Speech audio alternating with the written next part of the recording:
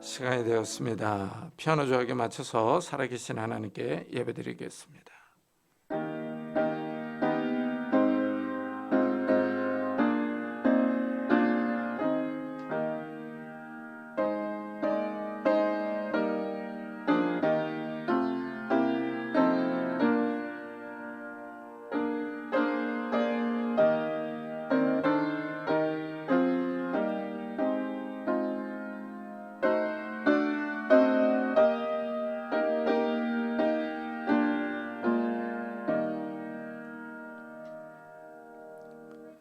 너희는 이 세대를 본받지 말고 오직 마음을 새롭게 함으로 변화를 받아 하나님의 선하시고 기뻐하시고 온전하신 뜻이 무엇인지 분별하도록 하라. 아멘. 하나님, 이 시대가 점점 악해져 가며 음란해져 가고 있습니다. 이러한 세대 가운데 우리가 살아갑니다. 우리가 눈으로 보고 귀로 듣는 것들을 조심하게 하시고 어떤 모양의 악이라도 버릴 수 있는 자들이 될 수 있도록 축복해 주시기를 원합니다.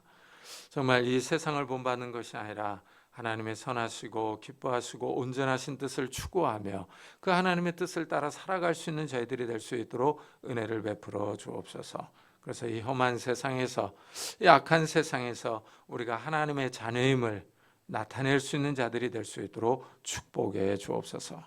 이 시간 성령 하나님께서 우리 가운데 충만히 임재하셔서 우리의 찬양과 예배와 기도를 받아 주옵소서. 감사드리며 예수 그리스도의 이름으로 기도드리옵나이다. 아멘. 찬송가 뒤에 있는 교독문 38번을 같이 교독하겠습니다.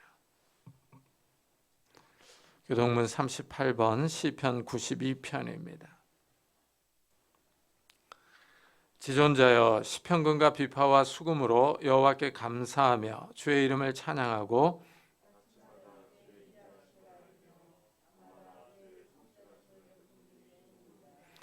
여호와여, 주께서 행하신 일로 나를 기쁘게 하셨으니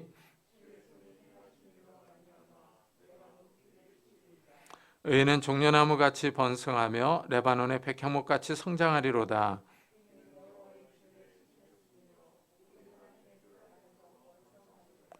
그는 늙어도 여전히 결실하며 진액이 풍족하고 빛이 청청하니 여호와의 정직하심과 나의 바위 되심과 그에게는 불의가 없음이 선포되리로다. 아멘. 사도신경으로 신앙을 고백하겠습니다.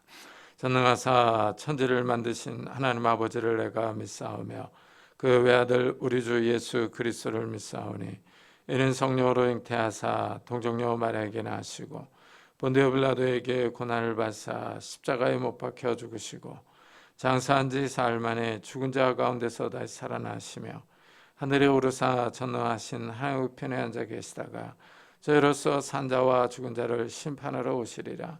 성령을 믿사오며 거룩한 공회와 성도가 서로 교통하는 것과 죄를 사하여 주시는 것과 몸이 다시 사는 것과 영원히 사는 것을 믿사옵나이다. 아멘. 우리 다 같이 자리에 앉으셔서 찬송가 31장을 부르겠습니다.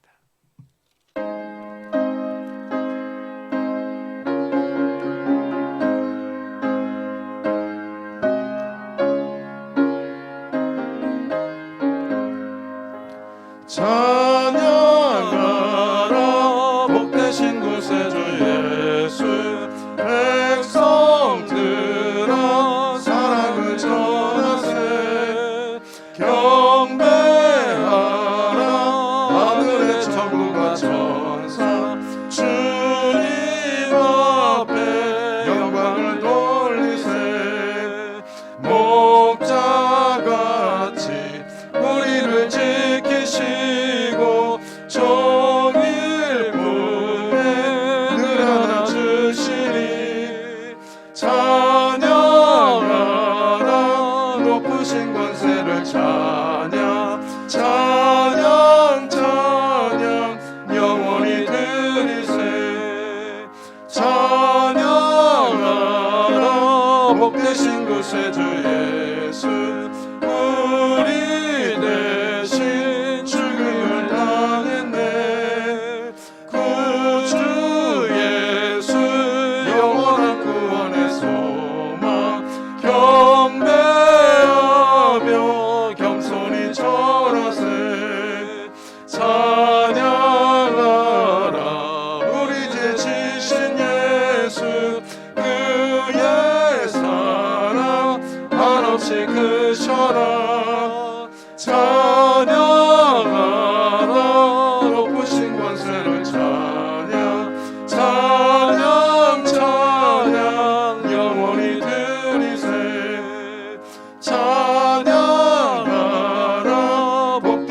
구세주 예수 천사들아 즐겁게 찬양해 구주 예수 영원히 다스리시니 멸류관을 주 앞에 드리세 구주 예수 세상을 이기시고 영광 중에 또다시 오시리 찬양하라 높으신 권세를 찬양 찬양 찬양 영원히 드리세.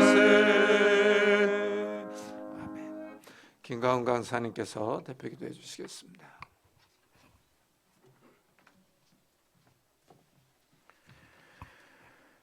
기도드리겠습니다.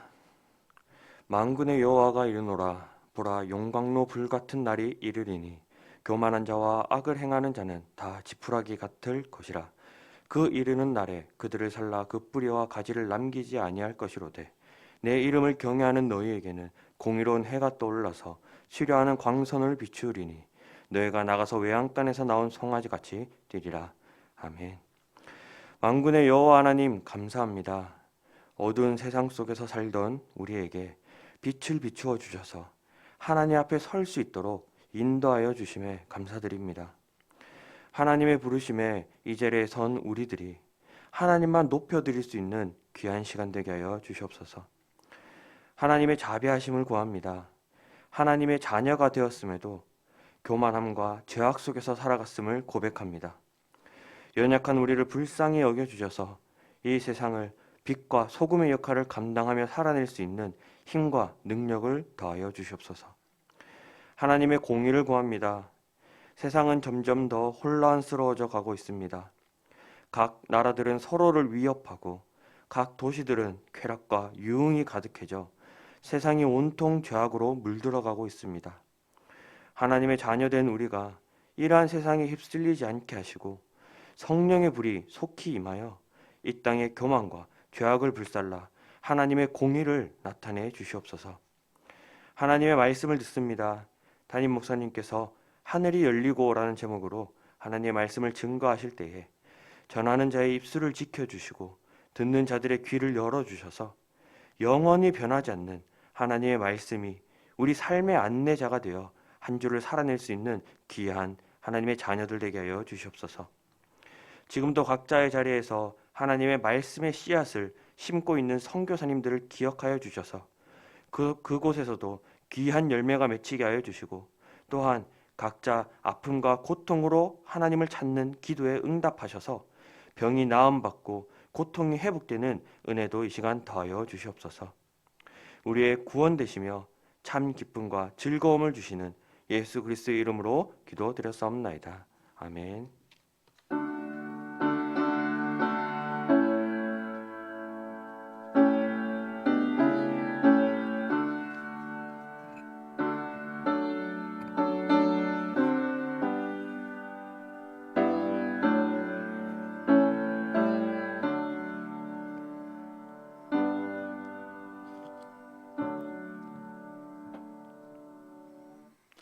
하나님의 말씀은 마태복음 3장입니다. 마태복음 3장 13절부터 17절까지 저와 여러분이 한 절씩 교독하겠습니다. 마태복음 3장 13절부터 17절까지 저와 여러분이 한 절씩 교독하겠습니다. 이때 예수께서 갈릴리로부터 요단강에 이르러 요한에게 세례를 받으려 하시니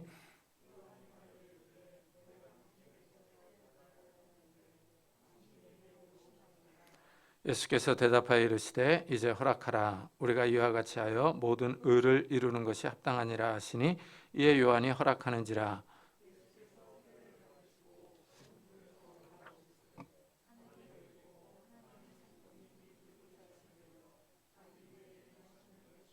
다 같이 하늘로부터 소리가 있어 말씀하시되 이는 내 사랑하는 아들이요 내 기뻐하는 자라 하시니라.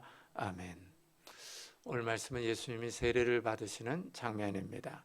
그 당시 세례는 완전히 물에 들어갔다가 나오는 방식입니다. 이런 세례는 오늘날에도 여전히 침례교에서 시행하고 있습니다.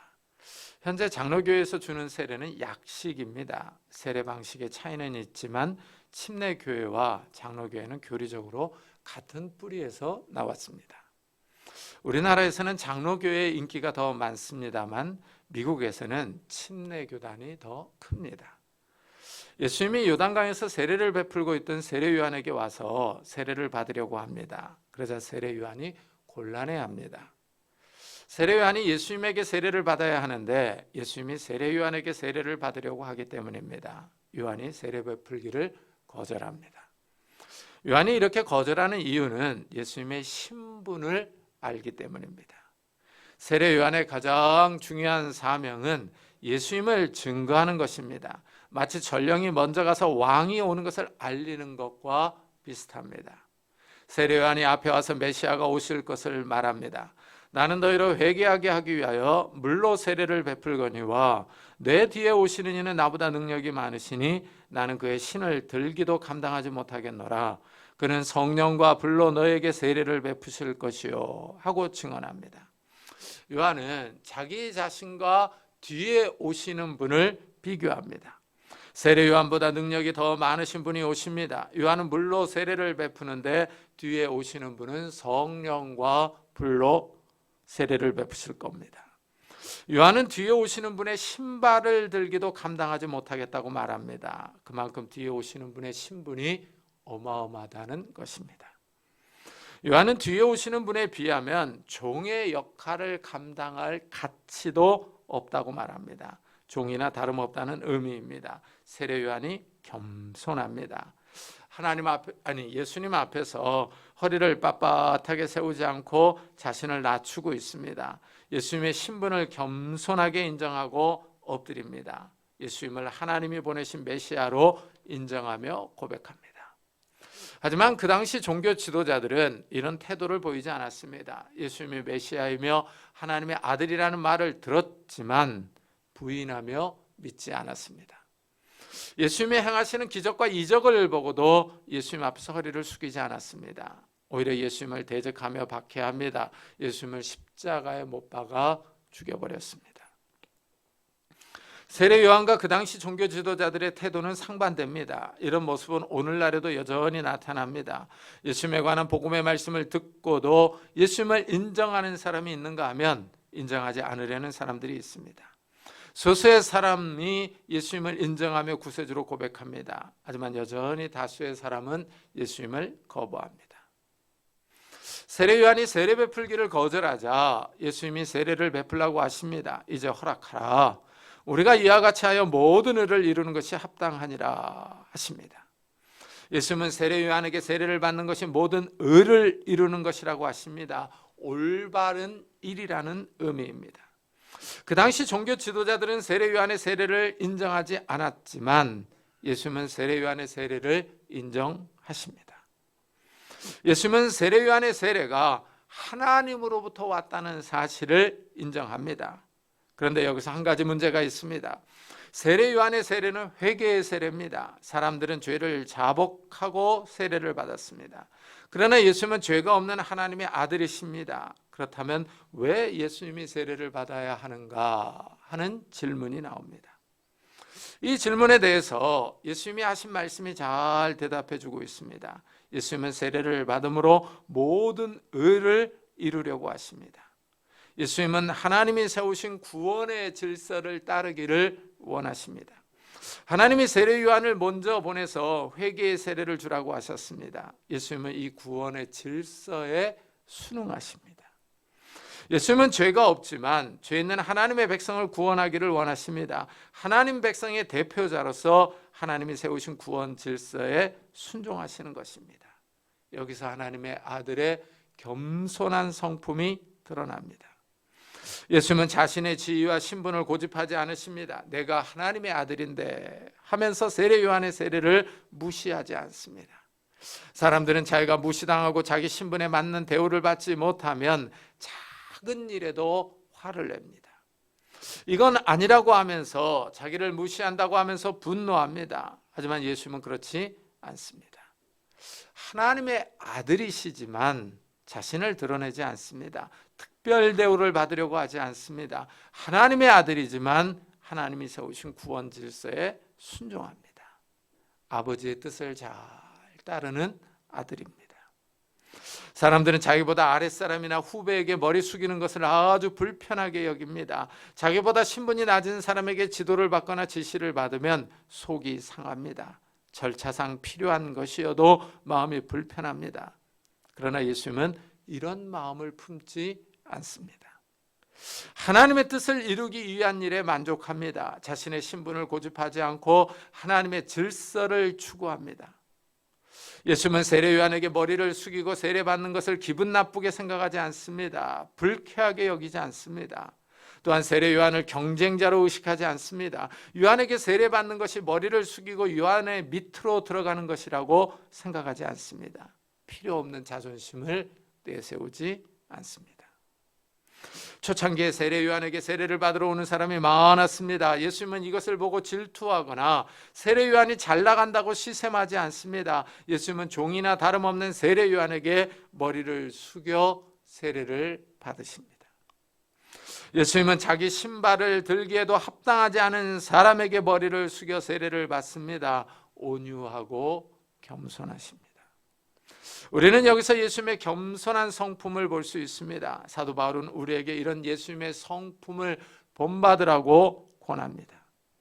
너희 안에 이 마음을 품으라. 곧 그리스도 예수의 마음이니 그는 근본 하나님의 본체시나 하나님과 동등됨을 취할 것으로 여기지 아니하시고 오히려 자기를 비워 종의 형체를 가지사 사람들과 같이 되셨고 사람의 모양으로 나타나사 자기를 낮추시고 죽기까지 복종하셨으니 곧 십자가에 죽으심이라 하고 말합니다. 바울은 우리에게 예수님의 겸손한 태도를 본받으라고 합니다. 어떻습니까? 우리 성도님들에게는 이런 마음이 있으십니까? 우리는 조금이라도 무시를 당하는 것 같으면 성질을 버럭 내지 않습니까? 내가 거부당하는 느낌이 들면 자존심이 상하고 속이 볶이지 않습니까? 우리는 작은 일에도 쓸데없는 자존심을 내세우고 있지는 않습니까? 우리는 반성해야 할 것들이 많은 교만한 사람들입니다. 예수님이 세례를 받으시고 물에서 올라옵니다. 그러자 신기한 현상이 벌어집니다. 예수께서 세례를 받으시고 곧 물에서 올라오실 새 하늘이 열리고 하나님의 성령이 비둘기같이 내려 자기 위에 임하심을 보시더니 하고 말합니다. 먼저 하늘이 열렸다 하고 말합니다. 이것은 직접 보기 전에는 상상할 수 없는 신비로운 광경입니다. 이 하늘이 열리는 광경은 스데반 집사가 순교할 때도 나타났습니다. 스데반 집사가 유대인들에게 고소를 당해서 자신을 변호하는 긴 설교를 했습니다. 그러자 유대인들이 스데반 집사의 설교를 듣고 마음의 찔림을 받습니다. 보통 이렇게 마음의 찔림을 받으면 회개해야 하는데 유대인들은 회개하지 않고 이를 갈고 있습니다. 마음이 아주 강팍합니다. 이때 스데반 집사가 성령이 충만해서 하늘을 봅니다. 하나님의 영광을 보며 예수님이 하나님 보좌 우편에 서신 것을 보고 이렇게 외칩니다. 말하되 보라 하늘이 열리고 인자가 하나님 우편에 서신 것을 보노라. 스데반 집사가 놀라운 광경을 봅니다. 하늘이 열리고 하나님과 예수님을 본 것입니다. 이 하늘이 열린다는 것은 수동적입니다. 우리는 능동적으로 하늘을 열어볼 수는 없습니다. 사람은 하늘에 올라갈 수도 없고 하늘의 귀퉁이를 잡고 하늘을 열 수 있는 사람도 없습니다. 사람은 하늘을 열어볼 수 없습니다. 하늘이 열릴 때 사람은 하늘의 모습을 볼 수 있습니다. 하나님이 하늘의 모습을 보여주실 때 이 땅과 다른 하늘 세계를 직시할 수 있습니다. 하나님이 하늘을 열어주시자 스데반이 하늘의 모습을 봅니다. 예수님이 세례를 받으실 때 하늘이 열리는 것을 봅니다. 그런데 이 하늘이 열린 사건은 요단강에서 일어났습니다. 이 사건은 여호수아가 이스라엘을 이끌고 요단강을 건너 가나안 땅으로 진군할 때와 대조를 이룹니다. 여호수아가 언약궤를 앞장 세우고 요단강을 건너가자 요단강이 갈라졌습니다. 요단강이 열린 것입니다. 하나님이 이스라엘에게 약속의 땅 가나안을 주시기 위하여 새로운 역사를 행한 사건입니다. 이렇게 구약에는 하나님이 이스라엘을 구원하기 위하여 새로운 역사를 행한 사건이 있습니다. 요단강이 갈라진 것과 유사한 사건이 홍해바다 사건입니다. 이스라엘이 이집트를 빠져나와서 홍해바다 앞에 서 있습니다. 바다 때문에 앞으로 나아갈 길이 막혔습니다. 뒤에는 이집트 군대가 추격해 옵니다. 앞에는 바다가 가로막고 있습니다. 이스라엘이 진퇴양난에 빠졌습니다. 앞으로 가지도 못하고 뒤로도 가지 못합니다. 꼼짝없이 죽게 생겼습니다. 그러나 이때 하나님이 홍해바다를 여십니다.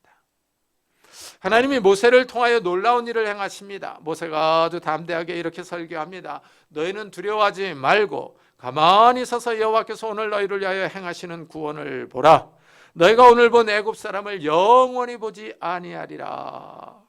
모세는 하나님의 구원을 보라 하고 말합니다. 하나님이 홍해바다에 길을 내시려고 합니다. 길이 없는 바다를 열어서 길을 내십니다. 이스라엘이 바다에 난 길을 걸어가게 하십니다.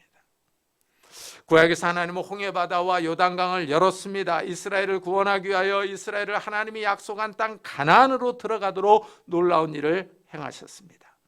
과거에 홍해와 요단강을 여신 하나님께서 이제 하늘을 여십니다.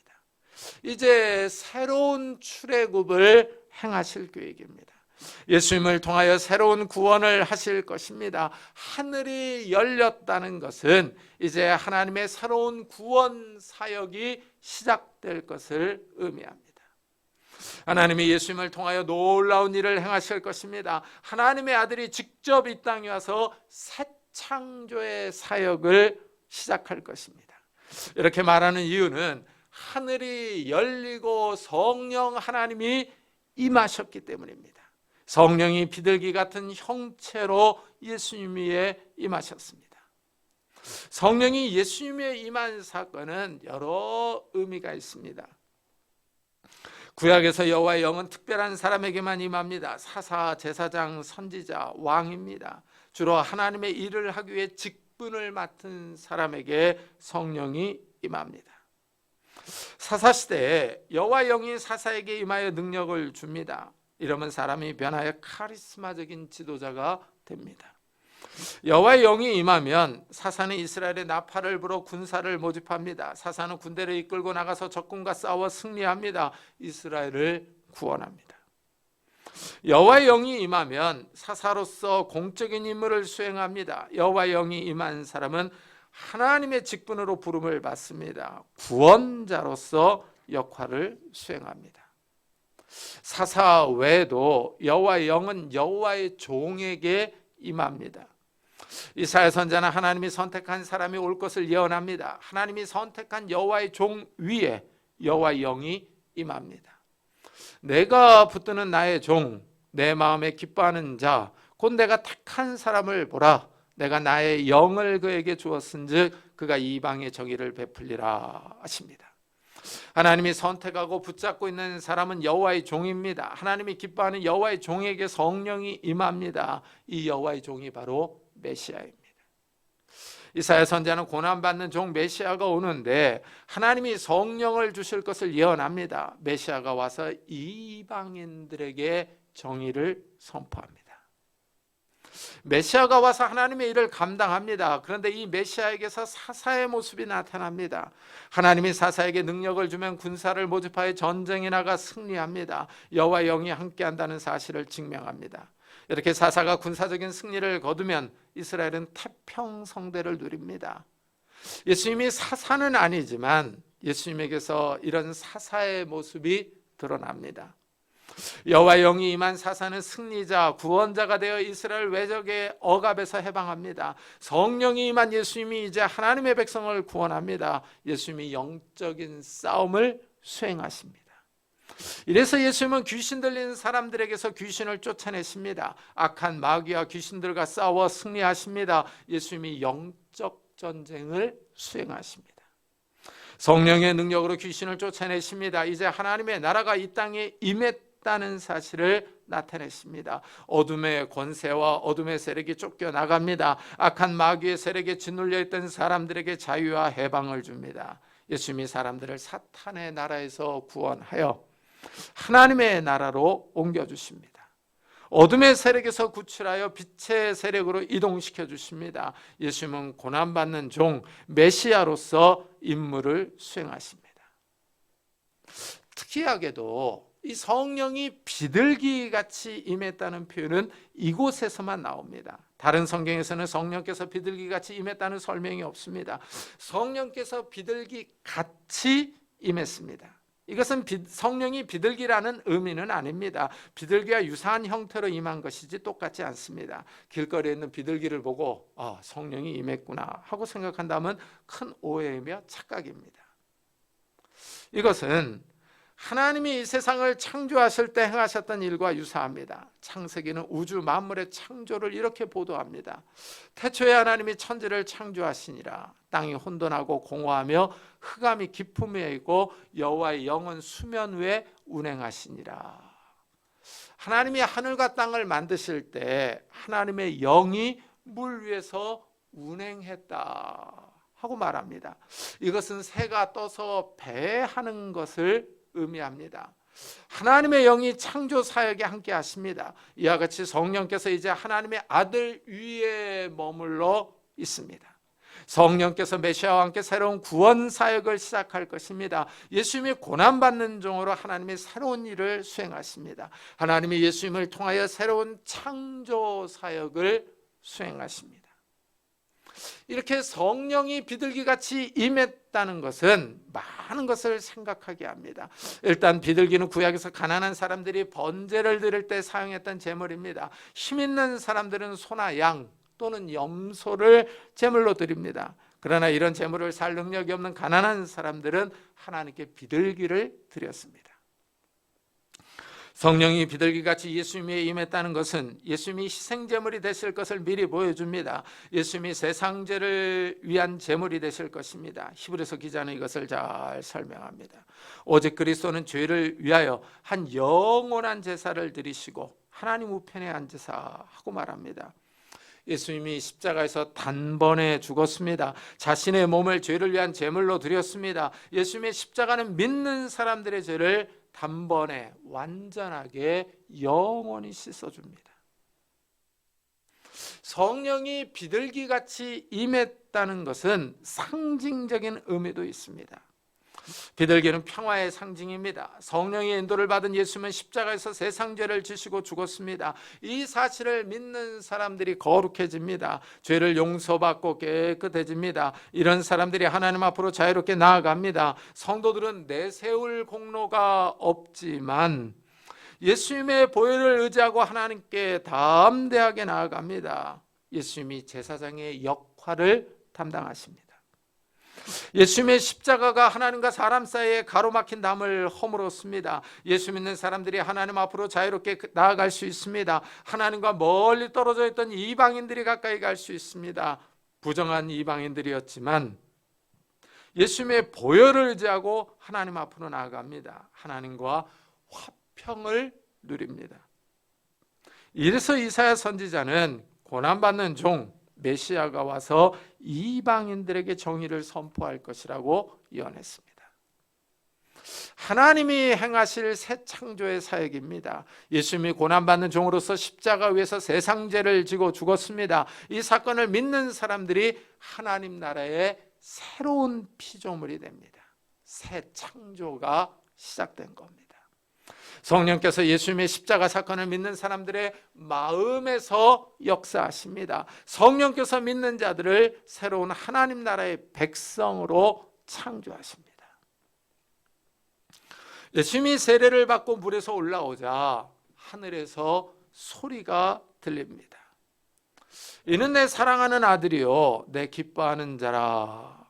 성부 하나님의 목소리가 들렸습니다. 이래서 예수님의 세례 사건이 아주 특이합니다. 왜냐하면 삼위일체 하나님이 다 나타나시기 때문입니다. 예수님은 세례를 받으시고 성령은 비둘기같이 임하십니다. 성부 하나님은 하늘에서 말씀하십니다. 예수님이 메시아로서 사역을 시작하는 공적 취임식입니다. 성부 하나님은 먼저 예수님과 부자 관계임을 선언하십니다. 아버지 아들 사이입니다. 아버지가 아들을 목에 태우고 가는 모습은 아주 다정하게 보입니다. 아버지는 힘이 들지만 아들과 재미있게 놀아주기 위해서 노력합니다. 아버지의 목에 탄 아들은 신이 나서 웃습니다. 주위 사람들이 보고 흐뭇해합니다. 부자 관계는 이런 모습을 상상하게 만듭니다. 하늘에서 하나님의 음성이 들립니다. 하나님이 예수님을 인정하며 기뻐하십니다. 하나님이 주위 사람들에게 이 사람이 사랑하는 내 아들이라고 자랑하는 것 같습니다. 마치 아들이 어떤 일을 잘해서 아버지에게 인정받고 칭찬을 받는 모습과 유사합니다. 이 선언은 시편 2편을 배경으로 합니다. 이방 나라들과 민족들이 하나님과 메시아를 대적합니다. 그러자 하나님이 하늘에서 그들을 비웃습니다. 하나님이 이방 나라들에 대항하여 맞서서 이 시온의 왕을 세우십니다. 하나님이 시온의 왕에게 이렇게 선언합니다. 너는 내 아들이라. 오늘 내가 너를 낳았도다 합니다. 하나님이 시온의 왕을 세웁니다. 하나님의 아들입니다. 하나님이 아들에게 구하라고 하십니다. 내게 구하라. 내가 이방 나라를 내 유업으로 주리니 내 소유가 땅 끝까지 이르리로다. 내가 철장으로 그들을 깨트리며 질그릇같이 부수리라 하십니다.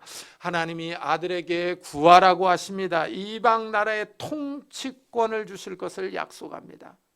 아들이 왕이 되어 권세를 휘두릅니다. 철 막대기로 이방 나라들을 깨트립니다. 하나님의 아들에게 놀라운 권세와 고난을 주십니다. 온 세상을 통치할 권세입니다. 하나님이 아들을 이 세상의 왕으로 세우십니다. 이 말씀은 세계 역사에서 두각을 나타낼 왕이 온다는 의미입니다. 사실 이런 통치자는 세계 역사에 나타난 적이 없습니다. 세계 역사를 보면 한 나라가 강할 때 주변 국가들을 통치했습니다. 페르시아, 헬라, 로마, 오스만 제국, 몽골, 영국이 막강한 제국으로 주변 국가들을 통치했습니다. 소련과 미국이 막강하기는 했지만 아직 전 세계를 통치한 나라나 지도자는 나오지 않았습니다. 그런데 이 말씀은 전 세계를 통치할 왕이 올 것을 예언하고 있습니다. 하나님의 아들이 오셔서 이 땅을 통치할 것입니다. 이 말씀이 실현될 때는 세상 사람들이 다 놀랄 것입니다. 도저히 이루어질 것 같지 않은 일이 일어나기 때문입니다. 사람들이 다 어이없어 하는 일이 실현될 것입니다. 하나님의 아들이 세상을 다스릴 때입니다. 그런데 하나님은 세례 요한에게 세례를 받는 예수님을 가리켜 내 아들이라고 하십니다. 하나님과 예수님 사이는 부자 관계입니다. 이래서 예수님은 이 땅에 계실 때 계속 하나님을 아버지라고 불렀습니다. 한 번은 예수님이 안식일에 베데스다 연못에 있던 38년 된 병자를 고쳐주셨습니다. 이 일로 유대인들의 안식일에 병을 고친다고 예수님을 비난하며 박해합니다. 그러자 예수님이 내 아버지께서 이제까지 일하시니 나도 일한다 하십니다. 이 말로 인해서 더 난리가 났습니다. 예수님이 하나님을 친아버지라고 불렀기 때문입니다. 예수님이 하나님을 아버지로 주장합니다. 예수님이 하나님의 아들입니다. 이래서 유대인들이 신성모독이라고 규정합니다. 유대인들이 예수님을 참남하다고 정죄합니다. 안식일을 어길 뿐 아니라 신성모독죄까지 저질렀다고 예수님을 죽이려고 합니다. 유대인들이 예수님을 죽이려고 합니다. 그러나 예수님은 유대인의 눈치를 보지 않습니다. 오히려 더 과감한 주장을 하십니다. 아버지께서 행하시는 일을 아들도 한다고 합니다. 아버지께서 아들을 사랑하사 자기가 행하시는 것을 다 아들에게 보이시고 또 그보다 더 큰 일을 보이사 너희로 놀랍게 하시리라 하십니다. 하나님이 예수님을 사랑하십니다. 더 나아가 아버지께서 하시는 일을 다 아들에게 보여주셨다고 하십니다. 지금 예수님이 하나님과 밀접한 관계를 갖고 일하고 계십니다. 예수님은 아버지가 하는 일을 다 알고 있다고 말합니다. 지금 예수님이 하는 일들이 하나님의 일들이라고 하십니다. 예수님의 주장이 놀랍습니다. 그런데 예수님은 더 과감한 말씀을 하십니다. 아버지께서 아무도 심판하지 아니하시고 심판을 다 아들에게 맡기셨으니 하십니다. 예수님이 심판할 권세가 있다고 주장하십니다. 예수님이 이 세상의 통치자, 이 땅의 왕이라는 의미입니다. 이 권세와 고난이 하나님으로부터 왔다고 하십니다. 더 나아가 예수님은 이런 권세를 어떻게 받으셨는지도 설명해 줍니다. 또 인자됨으로 말미암아 심판하는 권한을 주셨으니 하십니다. 예수님이 인간의 몸을 입고 오심으로 이런 심판하는 권세를 받았다고 하십니다. 예수님은 인간이 되심으로, 종의 모습을 가지심으로 세계를 심판하는 권세를 가지셨습니다. 낮아지심으로 높아지신 것입니다. 예수님이 세례를 받으실 때 하나님이 이는 내 사랑하는 아들이요 내 기뻐하는 자라 하신 이유를 알 수 있습니다. 예수님은 하나님이 기뻐하신 일을 하시기 때문입니다. 하나님의 뜻을 준행하십니다. 예수님은 자기 생각을 주장하지 않습니다. 자기 생각을 하나님께 주장하지 않고 하나님의 뜻을 실행하십니다. 이래서 하나님이 예수님을 기뻐하십니다. 내 기뻐하는 자라 하고 선포하십니다. 그렇다면은 이제 우리는 어떤가 하는 질문을 던져야 합니다. 우리도 예수 그리스도를 믿음으로 하나님의 자녀로 입양이 되었습니다. 우리 역시 하나님의 자녀입니다. 하나님이 우리를 사랑하셔서 우리를 죄 가운데에서 구원해 주셨습니다. 그렇다면 이제 우리도 하나님이 기뻐하시는 뜻을 행하며 살고 있는지 돌아봐야 합니다. 내가 과연 하나님이 기뻐하시는 사람인지 하는 질문입니다. 사도 바울은 우리에게 너희는 이 세대를 본받지 말고 오직 마음을 새롭게 함으로 변화를 받아 하나님의 선하시고 기뻐하시고 온전하신 뜻이 무엇인지 분별하도록 하라 하고 권면합니다. 이 시대를 따라가지 말라 하십니다. 이 시대의 사상과 문화를 본받지 말라고 합니다. 이 세상을 따라가는 대신에 하나님의 뜻을 추구하라고 합니다. 이 시대가 악하고 음란합니다. 이 시대가 요동치며 소란스럽습니다. 어떻습니까? 우리는 두 발을 이 땅에 딛고 살아가고 있는데 과연 하나님의 뜻을 분별하면서 하나님의 뜻을 추구하며 행하면서 살아가고 계십니까? 아니면 이 시대와 혼합되어서 이 혼합주의 신앙을 가지고 양발을 다 걸치면서 한쪽은 신앙이 한쪽은 세상에 이 양다리를 걸치면서 살아가고 계십니까? 하나님께서는 우리에게 전적인 순종을 요구합니다. 마음과 뜻과 힘과 정성을 다하여 하나님을 사랑할 것을 요구하십니다. 100% 순종입니다. 약하고 음란한 시대 가운데서 하나님의 뜻을 잘 분별하고 실천하는 성도님들이 되시기를 예수 그리스도의 이름으로 축복합니다. 기도하겠습니다. 우리 한번 들은 말씀을 기억하면서 정말 하늘이 열리고 성령께서 임하셔서 우리를 구원하셨는데 하나님의 우리가 새로운 피조물 새 창조물이 되었는데 나는 하나님을 기쁘시게 하는 삶을 살고 있는가? 하나님께서는 나를 사랑하셔서 하나밖에 없는 독생자 예수 그리스도를 이 땅에 보내셔서 나를 위하여 죽게 하셨는데 그리고 성령께서 우리 안에 내주하시는데 나는 하나님의 뜻을 실행하면서 살아가고 있는지 하나님이 기뻐하시는 자인지 아니면 세상과 신앙에 한 다리씩을 걸치며 양다리로 살아가고 있는지 우리 자신을 돌아보면서 이 시간 반성하면서 하나님 앞에 기도하며 나아갑시다. 또한 우리 가족 식구들을 위해서도 같이 기도하겠습니다. 하나님 아버지 감사를 드립니다. 오늘 거룩한 주일에 저희들의 발걸음을 주의 전으로 인도해 주시고 하나님의 귀한 말씀을 듣게 하여 주시니 감사합니다. 하나님 예수님께서 세례를 받으심으로 하늘이 열리며 하나님의 새로운 구원 하나님의 새로운 창조가 시작되었습니다. 예수님이 이 땅에 오셔서 십자가를 지시고 돌아가심으로 이 죄악을 용서해 주셨습니다. 하나님과 우리 사이에 가로막힌 죄악의 담들이 허물어졌습니다. 우리가 하나님 앞에 자유롭게 나아갈 수 있는 그런 권한을 얻었습니다. 하나님 우리가 이런 하나님의 은혜를 입었는데 하나님의 사랑을 입었는데 과연 나는 하나님이 기뻐하시는 그런 뜻을 추구하면서 하나님의 기뻐하시는 뜻을 행하면서 살아가고 있는지요? 하나님 아버지 이 세상이 점점 음란해지며 악해져가며 이 세상이 소동치며 요란스러워져 가는데 하나님 아버지 나는 하나님의 뜻을 추구하면서 하나님께 가까이 가는 삶을 살아가고 있는지요? 하나님을 기쁘시게 하는 삶을 살아가고 있는지요? 주십시오. 하나님 아버지, 우리 자신들을 돌아보기를 원합니다. 우리 자신들을 쳐서 복종케 하기를 원합니다. 하나님, 우리를 붙잡아 주시옵소서. 하나님 아버지, 우리가 깨어있는 자들이 되기를 원합니다. 이 악한 세상에 우리가 정말 혼합되어 가지 않도록, 세속화되어 가지 않도록 은혜를 다하여 주옵소서. 혼합주의 신앙을 가질까 두렵습니다. 하나님 아버지, 양다리를 걸치며 세상을 사랑하며 하나님을 사랑하며 살아갈까 두렵습니다.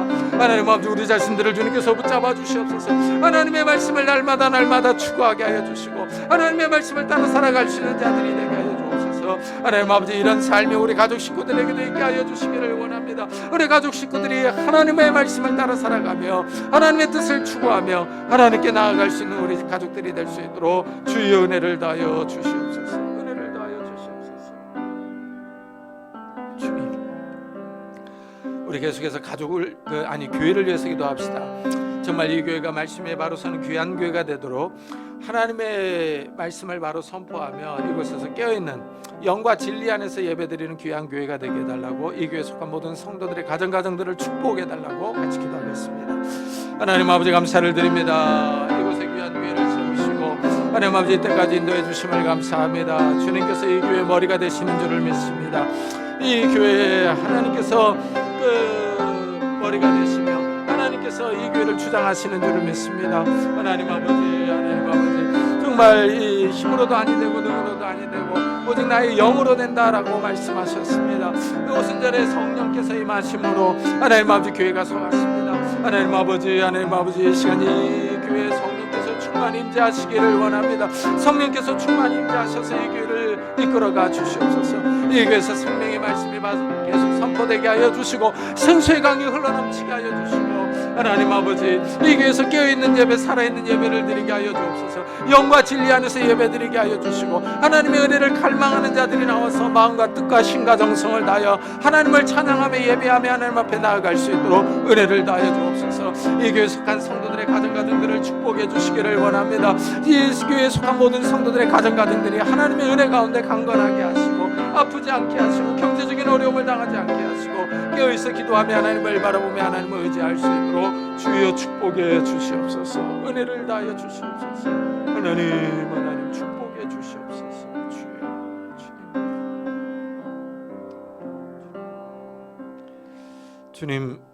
주님께서 세례를 받으실 때 하늘이 열리며 성령이 비둘기같이 임하셨습니다. 그래야 하나님의 새로운 창조가 시작되었습니다. 예수님께서 십자가에 달려 죽으심으로 이 세상의 죄를 치워주셨습니다. 이 십자가 사건을 믿는 사람들에게 성령께서 임하셔서 우리를 하나님의 자녀로, 하나님의 새로운 피조물로 만드셨습니다. 하나님, 이제 우리가 하나님의 부르심을 받고 성령을 받은 자들이 되었습니다. 우리가 하나님을 사모하며 하나님의 은혜와 은사들을 갈망하는 자들이 되게 하시고 하나님을 기쁘시게 하는 자들이 될 수 있도록 축복해 주옵소서.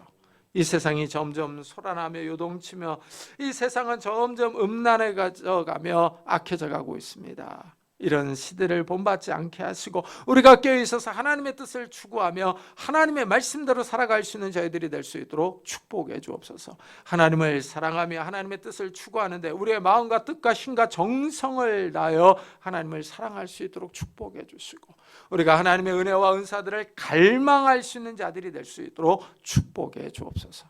그래서 이 교회가 바로 서가게 하여 주시고 우리의 가정들이 하나님 앞에 바로 설 수 있도록 축복해 주옵소서. 감사드리며 예수 그리스도의 이름으로 기도드리옵나이다. 아멘. 우리 찬송가 183장을 하나님 앞에 드리겠습니다.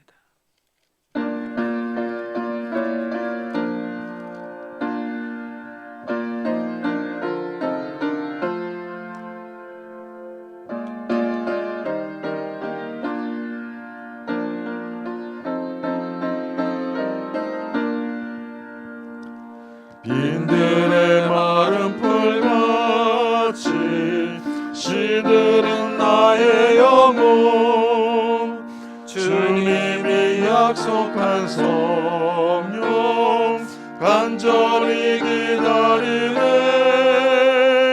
가물어 메마른 땅에 단비를 내리시듯 성령의 단비를 부어 새 생명 주옵소서. 주옵소서. 반가운 빗소리 들려 산천이 춤을 추네. 봄비로 내리는 성령 내게도 주옵소서. 가물함에 마른 땅에 단비를 내리시듯 성령의 단비를 부어 새 생명 주옵소서. 절 따라 우러를 내려 초목이 무성하니 갈급한 내 심령 위에 성령을 부소서. 가물함에 마른 땅에 단비를 내리시듯 성령의 단비를 부어 새 생명 주옵소서. 참되신 사랑의 언약 어길 수 있사오야. 오늘의 흡족한 은혜 주실 줄 믿습니다. 가물함에 마른 땅에 단비를 내리시듯 성령의 단비를 부어 새 생명 주옵소서. 아멘.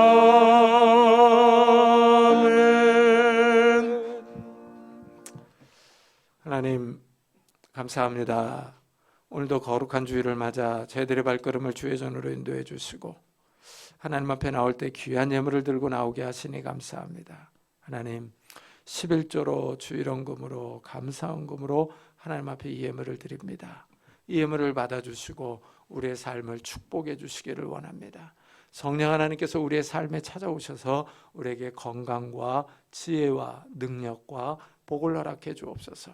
강건하게 하셔서 우리가 이 땅에서 힘있게 일하며 살아갈 수 있도록 축복해 주옵소서.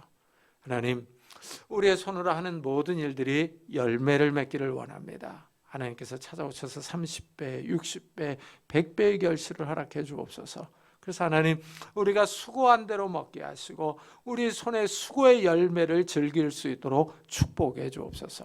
우리의 삶에 복을 허락해 주셔서 우리가 다른 사람을 구워주며 도와주며 선교할 수 있는 넉넉한 삶을 살아갈 수 있도록 복을 허락해 주옵소서. 또 하나님, 우리에게 찾아오셔서 건강을 주시기를 원합니다. 주님 앞에 나올 때 육신의 질병으로 인하여 기도하는 성도님들이 있습니까? 이 시간에 손을 얹어서 안수하여 주시기를 원합니다. 예수 그리스도의 이름으로 명하노니 더러운 질병들아 다 떠날지어다. 예수 그리스도의 이름으로 명하노니 더러운 귀신들아 떠날지어다. 강건할지어다. 하나님께서 주신 강건함이 우리 육신 가운데 있게 하여 주옵소서. 또한 하나님, 우리의 마음과 영혼도 평안하기를 원합니다. 하나님이 주시는 기쁨과 담대함과 평안을 받아 누릴 수 있도록 축복해 주옵소서. 그래서 우리를 괴롭히는 조울증과 우울증들, 염려와 걱정과 근심과 두려움들 다 떠나갈 수 있도록 축복해 주옵소서. 그래서 하나님, 우리 주위에 힘들어하며 어려워하는 이웃들을 세워주며 도와주며 위로할 수 있는 그런 믿음의 사람들, 담대한 사람들이 될 수 있도록 축복해 주옵소서. 하나님, 우리 가정들에게 찾아오셔서 부부 사이가, 부모와 자녀 사이가 화목하기를 원합니다. 하나님, 부부 사이에 하나님께서 이 화목함을 다하여 주셔서 서로 짜증내지 않고 신경질 내지 않고 서로 긁는 말들을 하지 않도록 은혜를 베풀어 주옵소서. 이해하며 관용을 베풀며 사랑으로 대할 수 있도록 축복해 주셔서 부부 사이가, 부모와 자녀 사이가 화목할 수 있도록 축복해 주옵소서. 연로하신 부모님에게 건강과 이 믿음을 다하여 주시기를 원합니다. 우리의 자녀들에게 은혜를 다하여 주셔서 들어와도 복을 받고 나가도 복을 받는 자들이 되게 하여 주시고 이들이 어디를 가든지 하나님과 사람에게 칭찬을 듣는 자들이 되게 하여 주옵소서. 결혼 정년기에 있는 우리 사랑하는 자녀들에게 좋은 배우자들을 허락해 주시옵소서. 취업을 준비하는 우리 자녀들에게 하나님께서 찾아오셔서 좋은 곳으로, 예비하신 곳으로 인도해 주옵소서. 또한 하나님, 이 대학 입시를 준비하는 우리 자녀들에게 하나님께서 찾아오셔서 정말 지혜와 인내와 건강을 주셔서 그들이 바라는 곳으로 나아갈 수 있도록 축복해 주옵소서. 새 생명을 위해서 기도하는 가정들마다 하나님께서 찾아오셔서 하나님이 주시는 새 생명들이 있도록 복을 허락해 주옵소서. 하나님, 우리의 삶이 하나님 앞에 있습니다. 이 어려운 때 주님께서 우리의 삶을 인도해 주셔서 이 평안한 길로, 평탄한 길로 나아갈 수 있도록 축복해 주옵소서. 또한 하나님, 오늘도 복음 사역을 위해 수고하는 우리 선교사들을 축복하셔서 강건하게 하시고 아프지 않게 하시고 경제적인 어려움을 당하지 않게 하여 주시며, 또한 하나님, 정말 이 어려운 때에 인종차별 당하지 않도록 은혜를 더하여 주시고 성령 충만함을 더하여 주셔서 그들이 증거하는 복음을 통하여 많은 생명들이 주님 앞에 돌아오는 놀라운 역사들이 일어날 수 있도록 축복해 주옵소서. 우리가 예배를 드리고 또 한 주간 나가서 세상에서 생활합니다. 하나님, 우리를 홀로 버려두지 마시고 우리와 동행하여 주셔서 우리가 힘들고 낙심될 때, 외로울 때 찾아오셔서 힘을 주시고 용기를 주시고 다시 일어나 뛰어갈 수 있는 그런 힘들을 허락해 주옵소서. 감사드리며 예수 그리스도의 이름으로 기도드리옵나이다. 아멘. 교회 소식을 알려드리겠습니다. 이번 주에 읽을 성경 본문은 마태복음 11장부터 마가복음 3장까지입니다. 우리 김강훈 강사님이 10월 13일 목요일 오후 2시에 황현호의 정기노회에서 이 목사 안수를 받습니다. 축하해 주시기 바랍니다. 그리고 우리 임성원 전사는 10월 10일 동평양 노회에서 강두사 인허를 받습니다. 축하해 주시기 바랍니다. 그리고 우리 김동원 이은숙 집사님의 아들 김세윤 군의 결혼식을 마치고 기념수건을 선물로 준비했습니다. 하나씩 받아가시기 바랍니다. 우리 다 같이 자리에서 일어나셔서 살아계신 주 부르고 예배 마치도록 하겠습니다.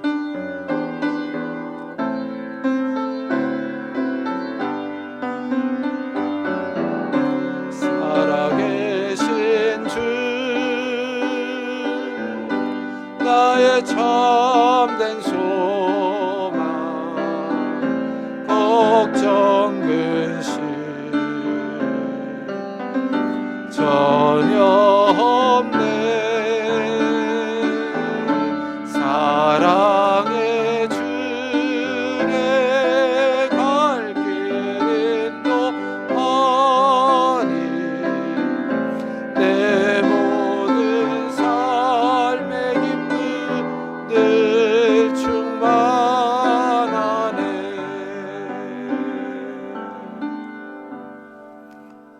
지금은 우리 주 예수 그리스도의 은혜와 하나님의 사랑과 성령님의 교통하심이 이 악하고 음란한 세대 가운데에서 하나님을 사랑하며 하나님의 뜻을 추구하며 하나님을 기쁘시게 하는 삶을 살아가기로 다짐하며 돌아가는 우리 사랑하는 성도들과 가정과 산업과 교회 위에 지금부터 영원토록 함께 하시기를 간절히 축원하옵나이다.